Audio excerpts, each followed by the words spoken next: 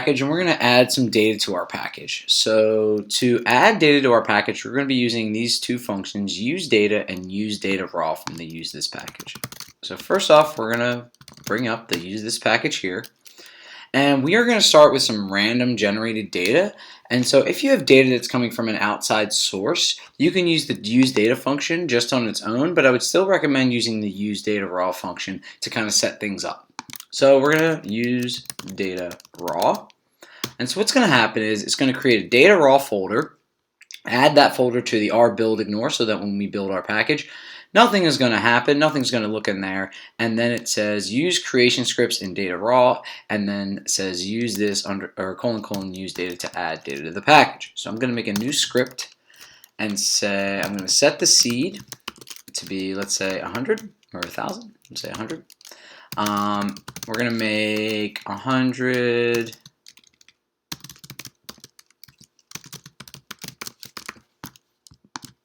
random normals, call it X, and then we're going to say Y.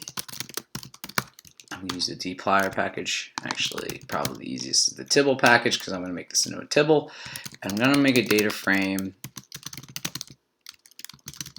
so that Y depends on X. So Y is equal to 2 times X plus some random noise, and I'm just going to call this sample data.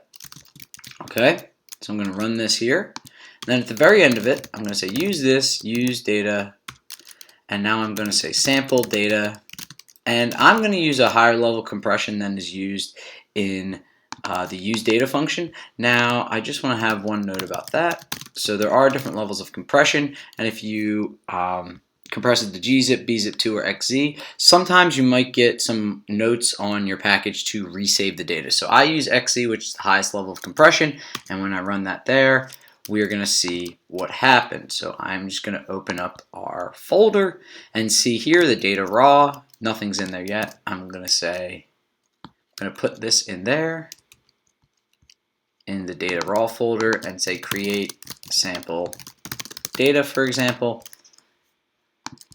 And then we have that script in there. And then in our data folder, which was created with the use_data, we have an RDA. The name is the same name as the object we have. And if we loaded that up, if I double click this, I'm going to remove everything from the environment first just to show you that what actually gets loaded in. To show you nothing's there. I'm going to double click this, load it in our environment, and then it shows you that sample data is in there. And if we say head sample data, it is equal to the data we had before. Now, if you're creating any random data in your use data raw, I would highly suggest to set a seed so that if you ever have to rerun this, then definitely be able to replicate that. And now you can use, let's rebuild this package. Now you can actually use this data in there, though it might not be documented. So again, I'm going to remove everything from my environment, but you still see that sample data is there, and that is because this is the sample data loaded up from that package. Now, how do we document it? So I'm going to take an older RD file that I had from before. This is how I tend to document data.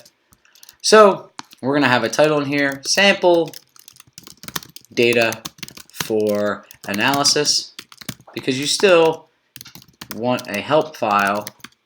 If we say help sample data, it doesn't give me any description. So this is a simple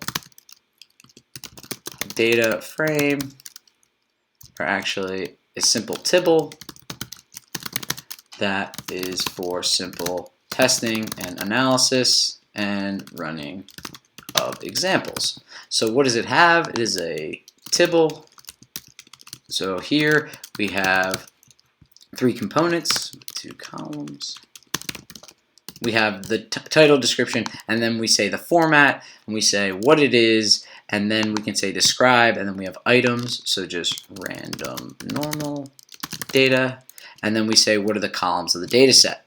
Now, you never have to use export in a data set, and then y is an outcome that is normal based on X. And so I'm writing some little markup around here, so like code, so that'll come out as like, monospace, and then I just write sample data. You actually write in quotes the name of the data set, and so this is the example of a documented data set.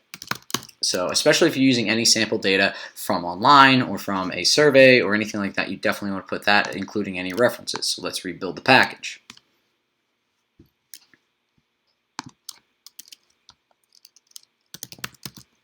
And I want to note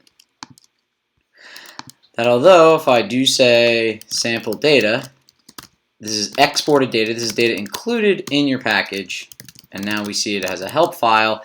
It is not exported, so you will not see anything about that in the namespace. But here is the output we see with the help file, sample data for analysis, a simple tibble, and we see the formatting on X. That's why I put code around it. So if we actually just look at sample data, again, this is on the left turned into the help file on the right.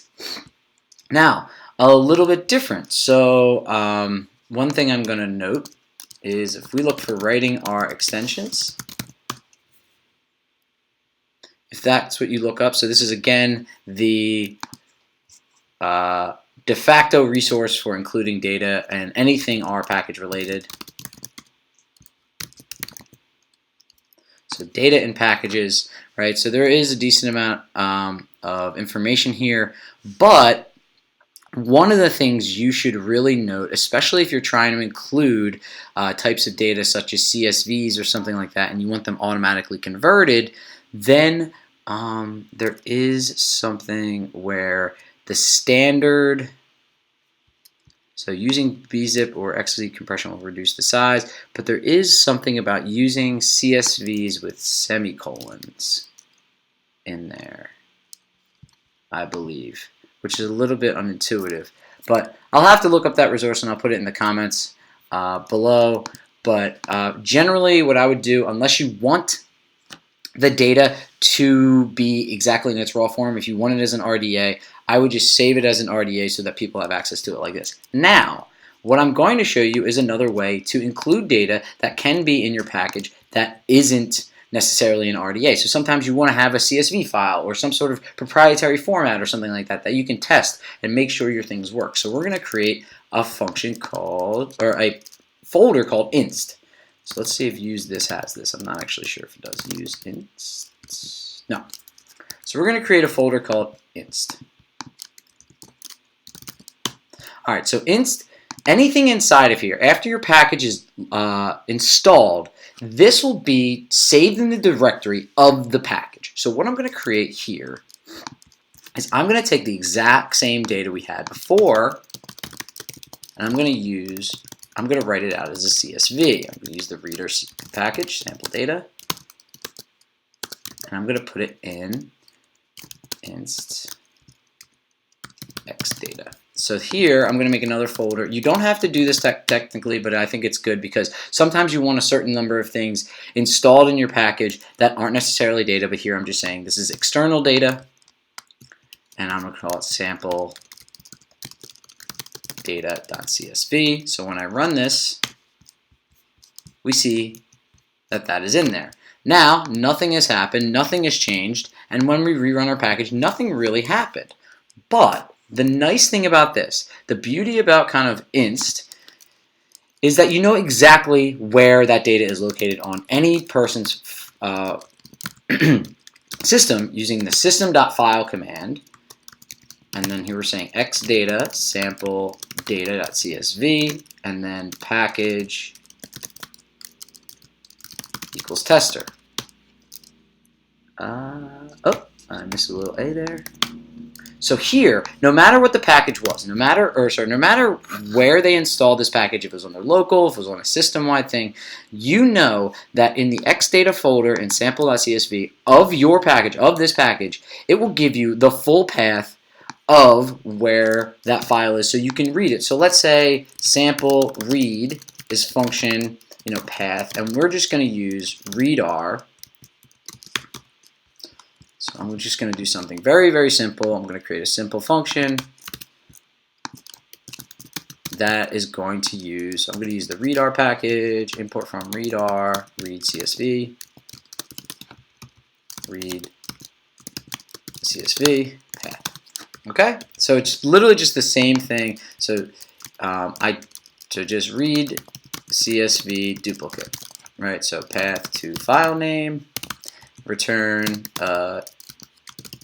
tibble, leave that slash there, right? And what I'm going to do here is now, if you actually want a function and be able to test it out, I'm going to rebuild this. You want to be able to test it out. Again, I forgot to put the readr package in there. So in order to do that, I'm going to use this, use package readr. So now that's added there. Everything's good. And just by their kind of recommendation, I'm going to use the double colon. So let's rebuild this. So what's going to happen is it's going to say, hey, I want to be able to use some CSV that I don't know where, if they have one on their disk, I don't want to have to read it from the internet. I just want to embed it in the package. It's small. So this is a way you can do that. So the system file says package where it's at. So where is this package loaded? So you see here, library, I'm in the R framework library tester. And then you can say any subfolders and file. So these are joined by file.path. So these will be separated by file path separators, so the /, for example. So when I run this, I actually have a working CSV that is installed with the package that I can use now for testing, can use for examples, and so on and so forth. So here, we can use this function with this file that's on that person's machine, and when that package is built on whatever machine or Travis or anything like that, that will be accessible to tests, that'll also be accessible to examples and vignettes and so forth. So that is a really that's a nice additional way to be able to include external data that might not be saved in the RDA format. So again, we're going to use use_data to actually save the data into our data set. The convention typically is to have the name of the file to be the name of the object that actually is imported. RDA, this has to be lowercase, or it has to be, I believe, specifically capital R, capital D, ATA, and lowercase ATA for RData. So there is a naming convention here that must be followed, I believe. And then the inst folder in your package, wherever your package is installed, everything in here is just going to be copied over to that folder. So here, xdata and sample data was copied, and that's a way to include external data that you may need for testing and so forth that don't really fit maybe in an RDA format. All right, so that's including data in your package, and hopefully if you like anything, subscribe, and I'll be adding some more to this playlist.